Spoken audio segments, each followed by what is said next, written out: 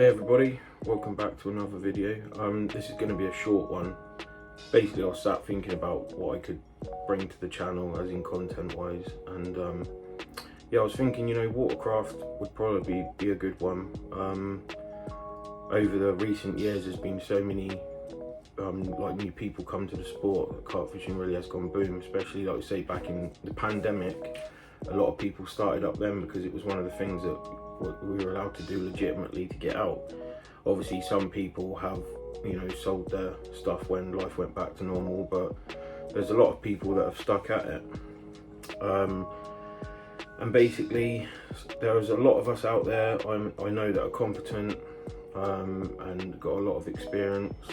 I'm fortunate, for me, my teenage years of carp fishing were through the early to mid 90s into the early 2000s. And I think a lot of you would agree that it really was a different era back then. There was certainly no DVDs and things like that. If you wanted to know stuff, you either had to be lucky enough to go with someone, or you just had to, really do your homework. Unfortunately for me, I used to go with my dad, and I used to go with some of my dad's mates as well.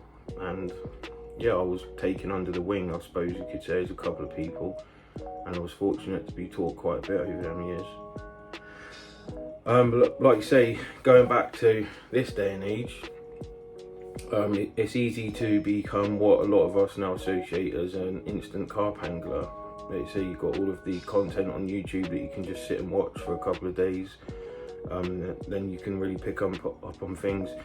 You've got the instant rigs now that you can get in tackle shops, so people can really just go to a tackle shop, and like you say, you've got things like Klarna and finance and stuff like that now. Like, it's quite easily to just spend a couple of grand in angling direct, slap it on Klarna, get some of the ready tied rigs and do what you've been told on YouTube, put a hook bait on and fling a rod out.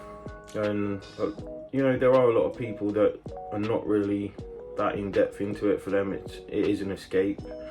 They just rock up at a lake and sling the rods out, chuck some bait over the top, and do that again before the sun goes down. And if they catch, they catch. If they don't, they don't. Some people come away from that session thinking, the fish obviously weren't having it. But that's not always the case. It can be that obviously it's because you're fishing in the wrong location. The fish could be at a completely different part of the lake, and that is where obviously the wind can come into play. It could be to do with the wind. In the warmer months, a southwesterly wind, well, I suppose in the warmer months any wind direction is okay, because it will be generally a warm wind. But a popular wind with carp fishing is a southwesterly wind. As you progress into autumn, before the real sort of cold months set in, that will always generally tend to be a warmer wind. And with a wind blowing in a certain direction, that then eventually starts to create a flow, a cycle in the water. And with that wind and with that sort of undertow, you're going to get food particles, like nymphs and stuff in the different layers, and stuff from on the surface, insects and stuff from different hatches at different types of year. And that, it's all food. And at the end of the day, carp are creatures of habit. All they pretty much do is swim, eat and poo.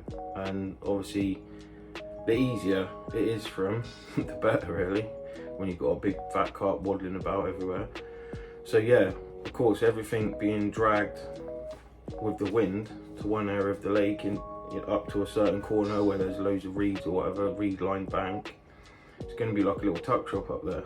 So yeah, for me, when I go, the wind is one of the main factors. I mean, if I turn up to any lake and it's pretty breezy and I know that it's a southwesterly and the wind is pumping into that corner, straight away that'll be a focus for me. Turned up to a few lakes in the past where there's been people bivvied up. I mean, yeah, okay, some people might think, I really can't be bothered to pack down my gear and move all 2 swims. But on the same side of the coin, I have seen day anglers, just sat there 3 or 4 swims up from the corner of the lake, And I guess one of those things really, some people just prefer having the open water in front of them, and or you know, it could be because swim number 6 or whatever it is, a few up from the corner, is a really nice swim with wood chip and sleepers, and yeah, the rods look really nice set up in it. When in reality, the wind's pumping down into the corner, nobody's down there, and there's a load of carp down there having a good old munch. So yeah, like I say, when I turn up to a lake, I generally try to look for shows, let's say bubbling, anything like that. The bird life as well, but yeah, I'll go on to that in a different video. But yeah, the wind. Let's say if I turn up and the wind is like pumping into one corner and it just looks really good for it, you know, obviously if there's a swim there in that corner, I might be a bit skeptical as to whether somebody could turn up. But especially if it's a corner and it's, you know, it's all reed lined, or there's snaggy trees or something, or it's just not a fishable bank, there's no swims there, I would definitely be giving that a go. Of course, I know with the way carp fishing has changed over the years as well, a lot of venues now, it's, you know, all of this booking on with the catch app and other various things now. And a lot of anglers now, because of how busy the lakes are now as well, plus with work commitments and stuff, I know a lot of you sort of tend to book up months in advance, sometimes like even a year in advance, and so that's a different kettle of fish, because obviously then you're going to turn up to, say, swim 32 on a certain lake one day, and then it's just the lottery, isn't it, really, of what the weather's going to be like.